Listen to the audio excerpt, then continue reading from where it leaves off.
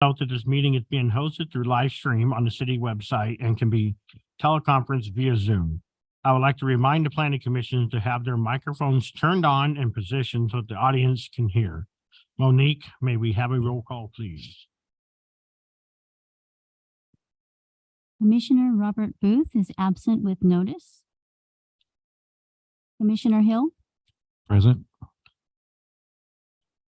Commissioner Worth, Here. Vice Chair Beamsterfer, Here. Chair Cindy Lemke is absent with notice. Commissioner, can we do invocation of flag salutes, please? Start with the flag salute. Ready, begin. I pledge allegiance to the flag of the United States of America and to the republic for which it stands, one nation, under God, indivisible, with liberty and justice for all. Well, thank you for the opportunity to come and part of our community for this wisdom.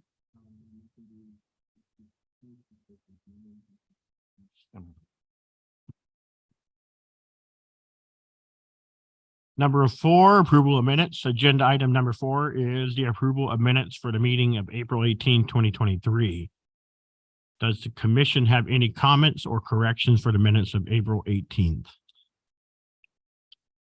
I wasn't present, so I'm going to abstain. You can still vote. Again? Yes. You reviewed them, I'm sure, but we're gonna need all three for us to approve them. Okay. May I have a motion? Just real quick, a comment. Thank you for, because the minutes are, there's more to them. And yeah, so thank you. Appreciate that. So I move to approve the minutes of Planning Commission meeting in April 18th, 2023. Second.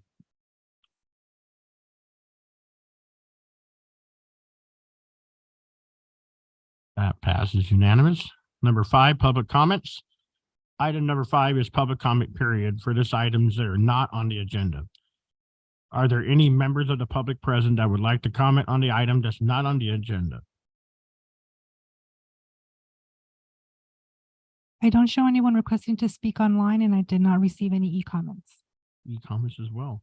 Are there any members of the public joining via Zoom and would like to comment? You said no as well, correct? Correct. I don't show anyone requesting to speak. No public, no comment. Okay. Ms. Hernandez, or you said there's no e-comments. Okay. Number 6, continue items. Item number 6 for site development modification 23-001 to site development review 21-019 for tentative track map 31513. Ms. Soledad. Good evening, Vice Chair Beamsterfer, commissioners, staff, applicant, and members of the public. I'm going to be presenting site development review modification 23-001. The owner is D.R. Horton, applicant Greg Mendoza. The location is the northwest corner of Old Warren and Celeste Road. And this is 121.3 acres for tract number 31513. Just for reference, tract map 31513 is located on the northwest corner of Old Warren and Celeste Road, and it's outlined in red. On August 16th, 2022, the Planning Commission approved Site Development Review 21-019 and Model Home Complex 21-005 for D.R. Horton, Tres Cerritos West. The Planning Commissioner's approval was to construct 176 single-family residential lots and a model home complex consisting of 3 models. SDR 21-019 proposes 5 different floor plans. 1 is single story and the remaining are 4 are 2-story. The applicant is requesting replotting of 8 lots using the floor plans and elevations that were previously approved with the original site development review. The applicant, D.R. Horton, has stated that Plan 2239 has been very well received in other communities and believes adding an additional Plan 2239 will add to the success of this community. The proposed plotting changes are illustrated in the table below. Here we see the affected lots 4, 40, 48, 87, 89, 113, 158, and 172. And the existing or the previously approved plans were plans 1 and 4. 1 and 2 story. And the proposed is Plan 5, which is 2-story, and the remaining Plan 2, which is the 2239. And that's also the square footage of the floor plan. The Tres Cerritos specific plan requires a minimum of 1/3 of all the units adjoining a perimeter street to be single story. The perimeter lots which adjoin Celeste/Rose Road would require a minimum of 6 single-story homes. This requirement would not be met with the current proposal. So condition number 115 recommends that lot 4 remain a Plan 1 unless another lot is supplemented within lots 1 through 19 to provide a minimum of 6 single-story homes. With this condition, staff is supportive of the proposed replotting changes. Here, just to illustrate, Plan 1 and Plan 4 are going to be replaced or proposed to be replaced with Plan 2 and just one of Plan 5.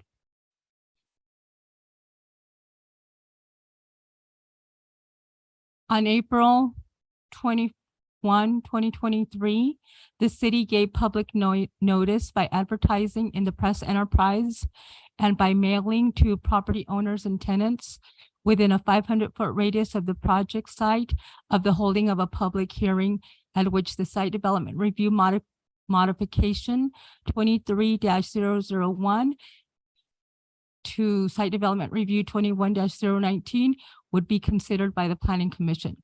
To date, no comments have been received. The City Council adopted mitigated negative declaration and monitoring reporting program by resolution number 3865 on November 23rd, 2004 for specific plan amendment 0302, and a notice of determination was filed in accordance with CEQA requirements. The mitigated negative declaration determined the project would not have a significant impact on the environment with adoption of the mitigated measures. There is also no legal challenge brought against the project or the environmental determination.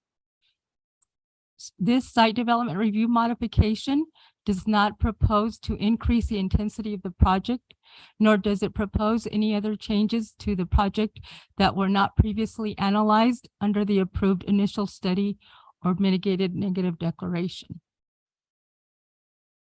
It is respectfully requested that the Planning Commission adopt the Planning Commission resolution in attachment 1, approving site development review modification to site development review 21-019, subject to the modified conditions of approval.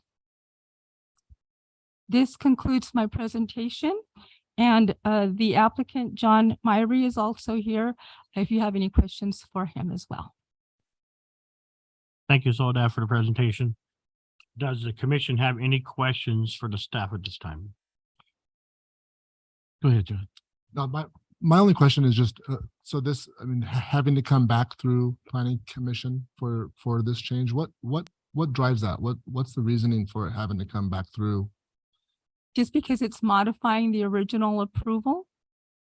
The original approval also included plotting. In terms of the number of single-story homes on the, Yes, Okay. not only the single story ratio to the 2-story, but also just the elevations and the floor plans and what was presented during the original site Gotcha, development gotcha. review. okay. That's it. So do you have a plot map that shows the changes by any chance? I don't have one that shows the lots that are being affected. Yeah, The staff report did include the entire tract map with the numbers of the lots on them. yeah. Okay, no further questions. Just one for clarity, for clarification on, let's see, this would be for the whole report, it'd be page 37, but on the actual report, it's page 16. But it's striked out. It says the following improvements are also required and shall be designed and installed per the conditions of approval for the related subdivision. Tentative track map, that's all crossed out. And it says install bond and pay their share of installation of traffic signals of Warren Road, Esplanade, and so on. It's mentioning all the different streets. What exactly does that mean and why is that being striked out? A little confused on that one there, like why in particular that's being striked out. This is a continuation of already approved conditions of approval. So at that original planning commission meeting, that discussion happened and those modified conditions were resulted from that hearing. So it's already approved. It's not a new request. It's just what we want to make sure that we memorialize what changes resulted from the public hearing for their original site development review approval. And there's no risk of mudslides, and I know we've had fires. I don't think on that particular mountain there, but I know we do have some mudslide risk along the hills. Yeah, we do. That is a high, very high fire hazard severity zone in that hillside area. There is a fuel mod plan for this, and that's a condition of approval for that development. So they have to submit to fire for fuel modification, and there's actually already a plan designed for this subdivision.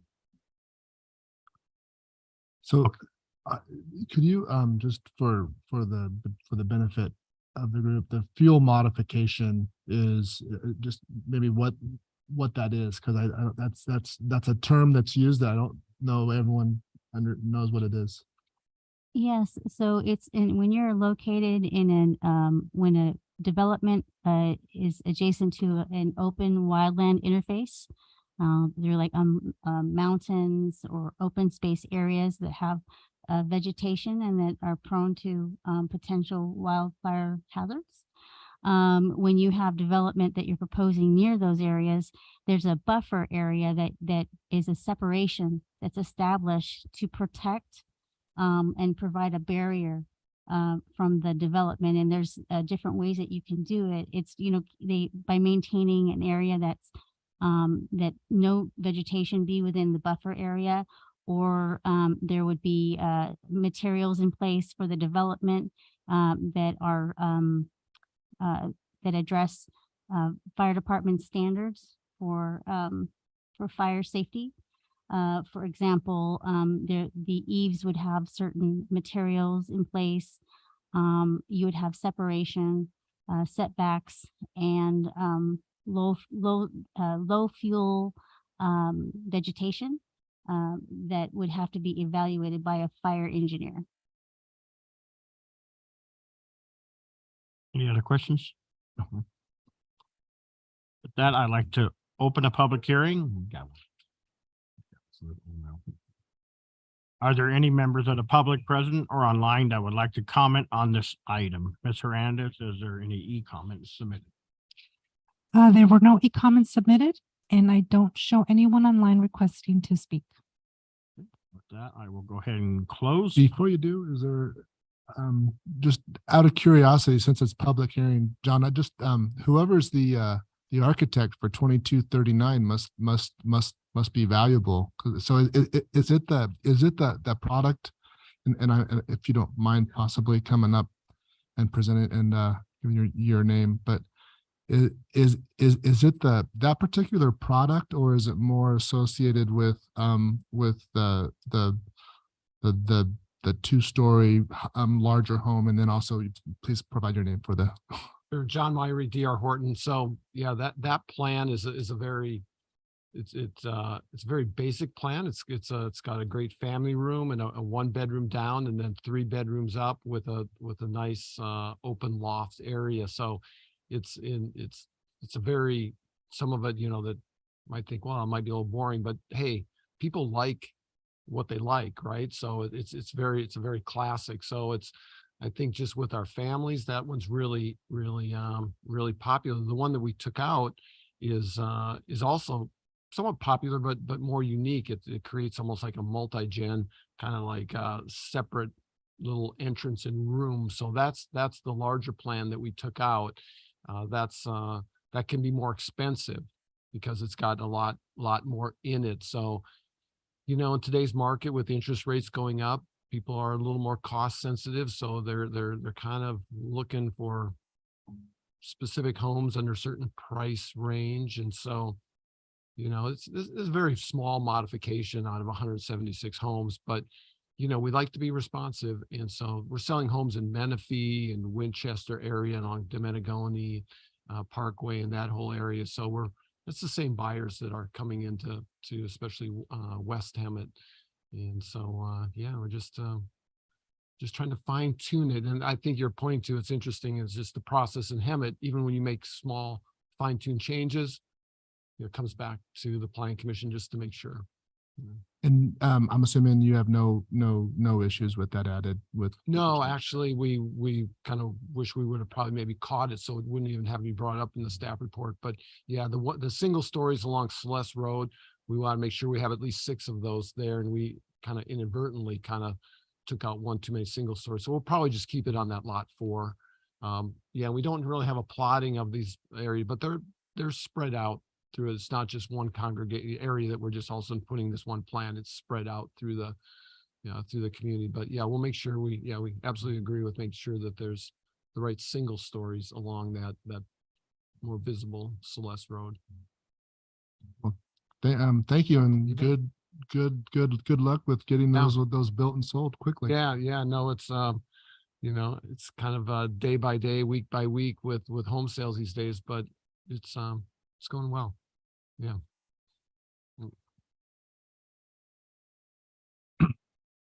With that, I'm going to go ahead and close public hearing and ask for a motion. I'll make a motion that the planning commission adopt planning commission resolution attachment number 1, approving site development review modification SDRM 23-001 to site development review 21-019 exhibit 1A, subject to previously approved conditions, approval attachment number 2. I'll second.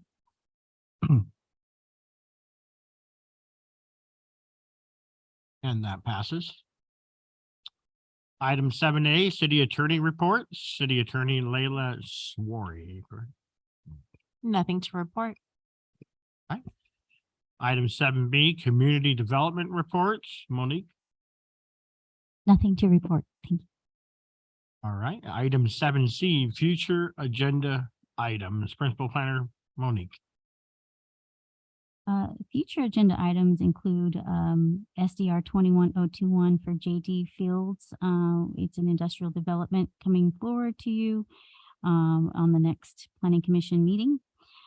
You will see a presentation and workshop coming forward for our safety element update and environmental justice update. We have a consulting firm we've been working with, as well as working with our police and fire department and CAL FIRE on getting a draft document put together, which really updates the safety element and is required to be updated when you update your housing element. So we had that on our to-do list, as well as a new environmental justice element to the city's general plan.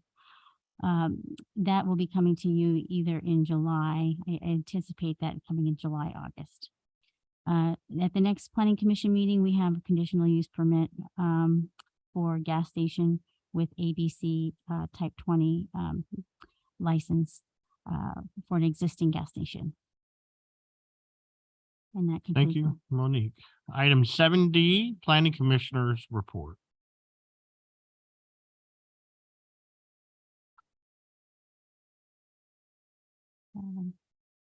Vice Chair Reamster, I have nothing to report. Commissioner Worth, No, I'll just on behalf of Chair Limkey, she probably would make this comment, but this weekend's the last weekend of the 100th, the centennial of the Ramona pageant. So I think I'm gonna go. I haven't been since 4th grade, actually. But